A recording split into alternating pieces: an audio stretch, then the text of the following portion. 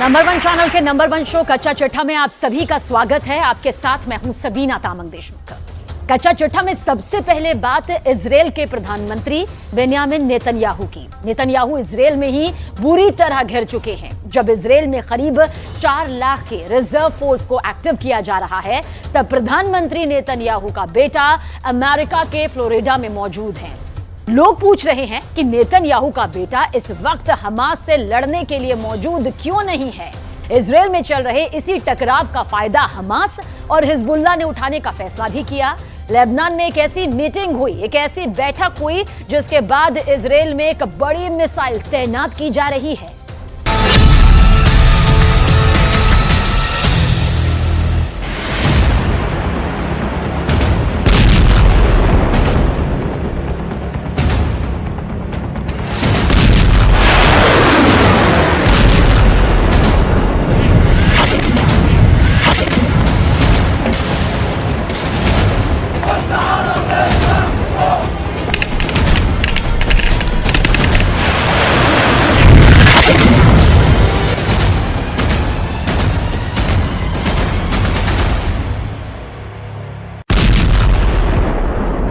जब गाजा में ताबड़तोड़ बमबारी जारी है, इमारतें ढहाई जा रही हैं, सैकड़ों लोगों की जान रोज जा रही है।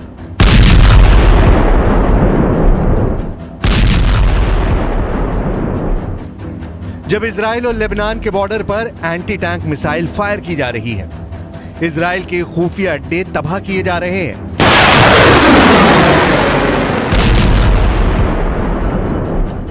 जब अमेरिका से लेकर रूस और ईरान से लेकर तुर्की तक इजराइल पर बहुत बड़े हमले की बात चल रही है।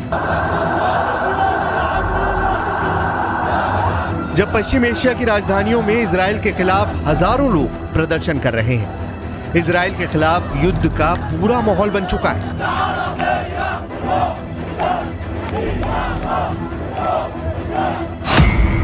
तब इस मीटिंग ने नेतन्याहू को खौफ से भर दिया है।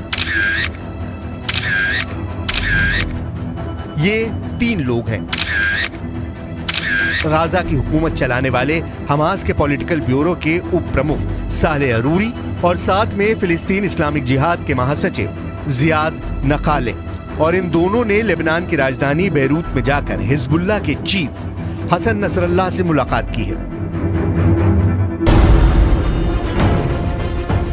ये तस्वीर जारी होने के बाद 2 लोग बहुत ज्यादा टेंशन में हैं।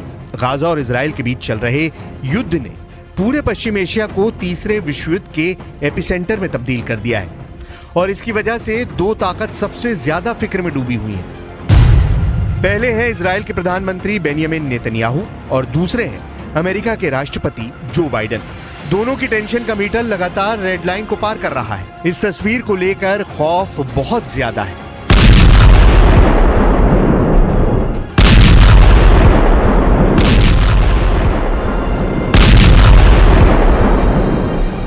क्योंकि गाजा में हो रही बमबारी के बाद हमास, फिलिस्तीन इस्लामिक जिहाद और हिजबुल्लाह ने ऐलान कर दिया है कि जैसे ही इजराइल की फौज गाजा की जमीन पर कदम रखेगी, वो ऐसा हमला करेंगे जिसकी गूंज अमेरिका तक सुनाई देगी। लेकिन क्या ये वाकई इतना बड़ा खतरा है जिसे लेकर नेतन्याहू और बाइडेन को डरना चाहिए?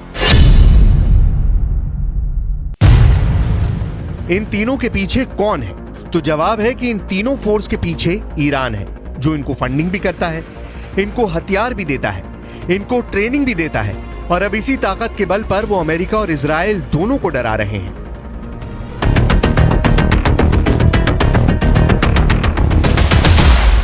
हमास, फिलिस्तीन इस्लामिक जिहाद और हिजबुल्लाह, इन तीनों ने अपने नए वीडियो जारी करने शुरू कर दिए हैं। हमास ने ड्रोन अटैक का वीडियो दिखाया है, जिससे तेल अवीव और इजराइल के कई बड़े शहरों पर हमले किए जा सकते हैं। तो हिजबुल्लाह ने लेबनान इजराइल बॉर्डर पर कई हमले करके साबित कर दिया है कि इजराइल की उत्तरी सीमा अब सुरक्षित नहीं बची है। अगर गाजा पर ग्राउंड ऑपरेशन शुरू होने के बाद हमास, फिलिस्तीन और हिजबुल्लाह ने एक साथ इजराइल पर हमला किया, तो इनको एक साथ रोकना इजराइल के लिए बहुत बड़ा चैलेंज बन जाएगा। और तब अमेरिका की मदद लिए बिना हालात ऐसे बन सकते हैं कि ये तीनों फोर्स इजराइल की सेना को रौंद कर आगे बढ़ जाएं। गाजा में हमास के लड़ाकों की तादाद 40 से 50 हजार के करीब है। उत्तर की तरफ लेबनान में मिलिशिया हिजबुल्लाह की तादाद 1 लाख से ज्यादा है। इनके सामने इजराइल में एक्टिव और रिजर्व फोर्स मिलाकर 6 लाख से ज्यादा सैनिक हैं। ये आंकड़े बताते हैं कि इजराइल के पास 4 गुना ताकत है। इजराइल ने अपनी सेना का पूरी तरह से मोबिलाइजेशन कर लिया है, लेकिन यह भी रिपोर्ट सामने आ रही है कि रिजर्व फोर्स की पूरी ट्रेनिंग अभी बाकी है। इसके अलावा इजराइल ये भी चाहता है कि पूरी तरह से हथियारों का स्टॉक तैयार कर लिया जाए ताकि ग्राउंड इन्वेजन के बीच में गोले बारूद की कमी न पड़े।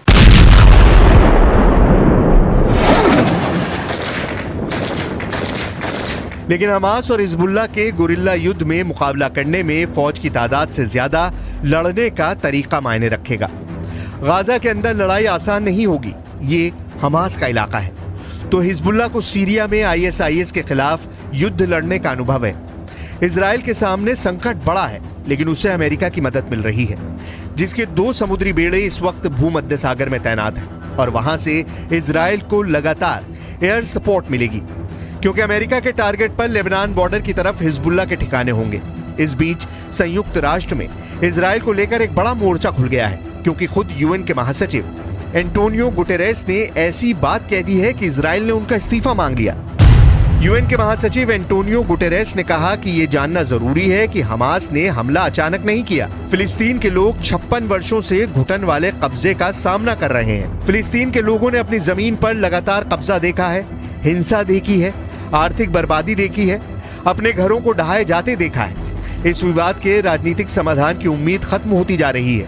फिलिस्तीन के लोगों की शिकायतें हमास के हमलों को सही नहीं ठहरा सकती, लेकिन इसके बदले में फिलिस्तीनी लोगों को सामूहिक सजा देना भी सही नहीं। Think that the Secretary General must resign, because from now on, every day that he is here in this building, unless he apologizes immediately, today we called him to apologize, there's no justification to the existence of this building. This building was established to prevent atrocities. How can the Secretary General, with his words, justify in any way the terrible atrocities that happened to our civilians, innocent civilians? Israel और Hamas की टक्कर में इस वक्त दोनों तरफ के लोग हिंसा झेल रहे हैं। किसका रॉकेट और किसका बम किसे टारगेट बना रहा है, इसकी फिक्र ना हमास को है और ना ही इजराइल की सेना को।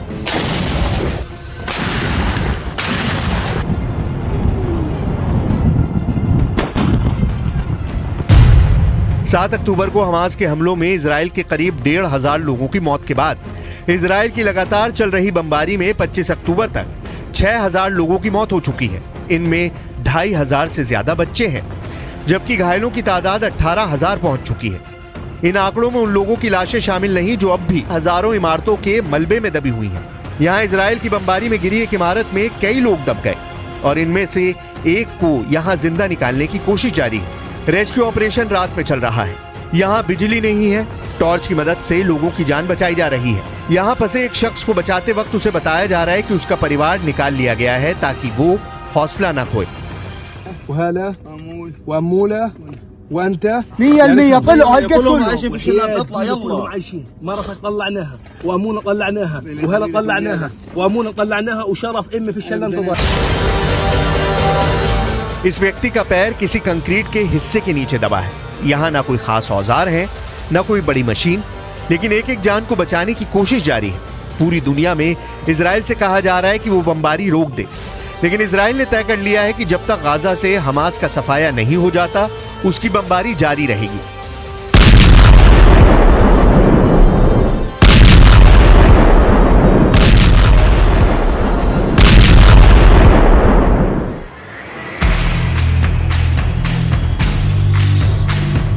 लेकिन दक्षिण इजराइल में युद्ध का खौफ देखा जा सकता है। हमास के रॉकेट हमलों के बाद यहाँ की सड़कें खाली हैं। लोग बाहर बहुत कम निकल रहे हैं। पार्क से लेकर समुद्री किनारे सब कुछ वीरान पड़ा है। इजराइल और हमास के बीच चल रही जंग के बाद अब युद्ध का बड़ा खतरा मंडराता नजर आ रहा है।